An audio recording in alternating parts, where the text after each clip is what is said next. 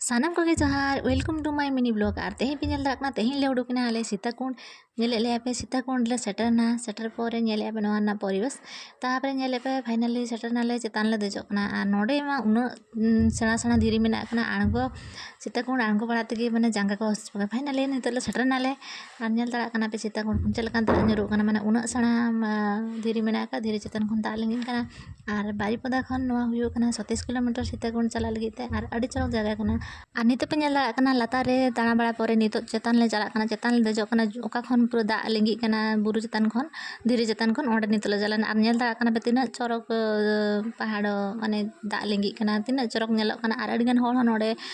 हजु कना को दाणा बड़ा को आर आपे पे हेज दाड़ा आपे हम मिदिन हजु पे अडी चरक जगह कना आर इना परे चलानाले फोटो को ले उठे बड़ायना फर्स्ट टाइम इन नोंकान जगह हजु रील्स वीडियो करा कराते निना चरक दा लिंगी कना नेलते इन हय तुपु दरेना नेल दा कना नेओ हुयो कना इना फर्स्ट टाइम नोआ झरना रे तुपुना नोडे तुपु कते उना कुसिन बुझाव के आज नेल दा कना पे वीडियो सीताकुंड दाड़ा पते नितो ओड़ा रुवार कना